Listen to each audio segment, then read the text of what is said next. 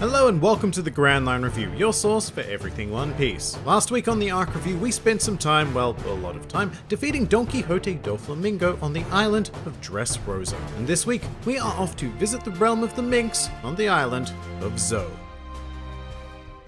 Zou is the 28th arc in the series, consisting of 23 manga chapters and 29 anime episodes. A downright merciful amount coming directly from Dressrosa. And I don't just mean that in a joking way either. One of the main appeals of Zou to me is its length, or more specifically, the sheer amount it manages to achieve within such a short time. First up, we get to explore a new visually stunning location after having some fairly visually flat back-to-back arcs during Punk Hazard and Dressrosa. Zou was a feast for starved eyes, especially in the anime where Toei made some uncharacteristic use of fantastic color. But the setting of Zou really speaks for and becomes a character itself, and that's probably helped by the fact that the island is, in fact, a giant elephant. It was just such a cool idea and it paid off during the climax of the arc, with Zunisha absolutely wrecking Jack, a character who we will speak more about right now. Jack acts as the main antagonist of the arc, but not in a traditional way. In fact, his part in the story is told almost entirely through a flashback involving a 5-day long battle against the Mink tribe. And I love Jack as a villain. He's powerful, relentless, and has a legitimately terrifying presence,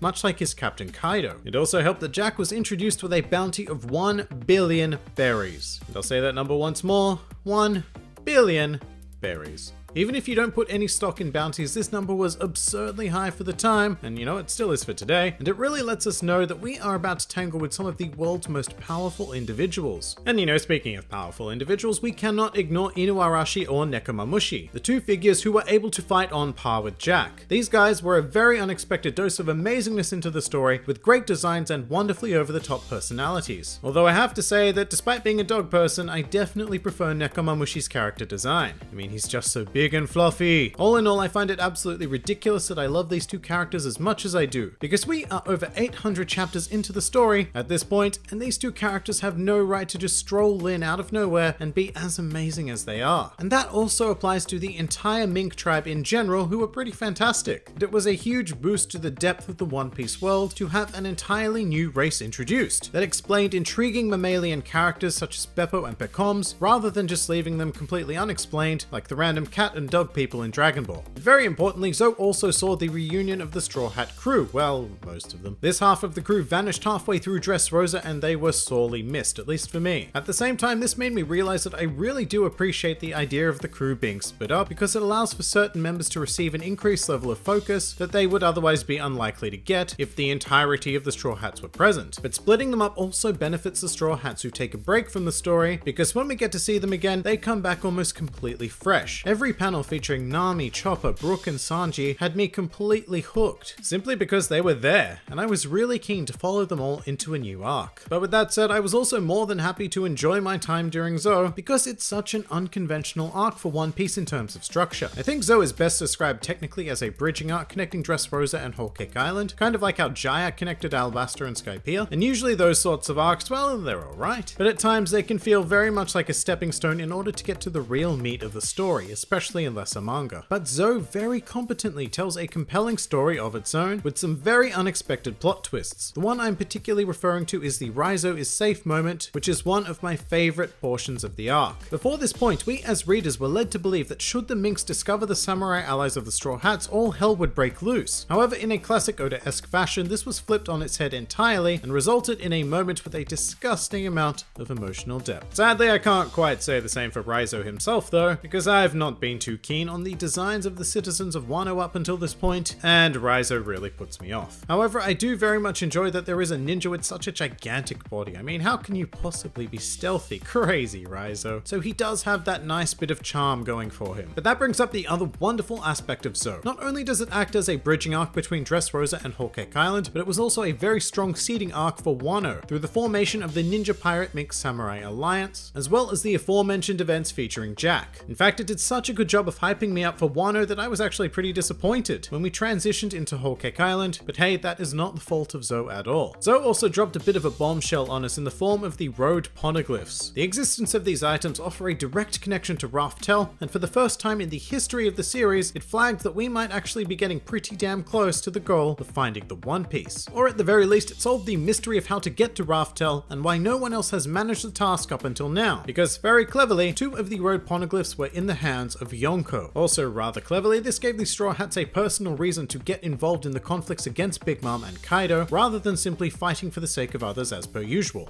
Something else that really surprised me during this arc was the presence of Capone, and what surprised me more is the fact that I actually quite liked him. Capone had traditionally been one of my least favourite members of the Worst Generation, but seeing him in action here very quickly changed my mind about his character. In a similar vein, Pecom's part to play in all of this was also quite a pleasant addition. I didn't really care too much for him after Fishman Island, but just like Capone, I warmed to him quite quickly on Zou, especially while he was wounded and quite literally being carried around by Luffy. It added a lot of levity to this previously super serious lion, and it made him an enjoyable figure to follow during a highly enjoyable arc. And I mean, Zou is just great. It's not an arc that holds most of the great moments of the series, and as a result, I believe that it will never really stick out in the minds of fans as one of the truly great arcs in the series. But I find it very difficult to criticize Zou for, well, anything. The length was perfect, the location was intriguing, characters were amazing, the pacing was on point, the story revelations were highly impactful, the action in the flashbacks was beautifully drawn, and it was the break we needed between two massive arcs, segueing seamlessly into the future of the series. And because of all of that, Zou ended up on my top 5 best arcs in One Piece list, and if I were to remake that list one day, I feel like its position would be pretty damn secure.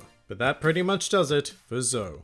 Next week, we will be declaring war against one of the 4 emperors as we depart on another colossal adventure to Whole Cake Island. If you enjoyed this video, then feel free to like, favorite, or subscribe. And if you are in any way keen on supporting this independent channel, then please do feel free to check out my Patreon, Discord server, or Twitter, the links to which are in the handy description below. Finally, please do comment with your thoughts on Zou. This has been the Grand Line Review, and I'll see you next time.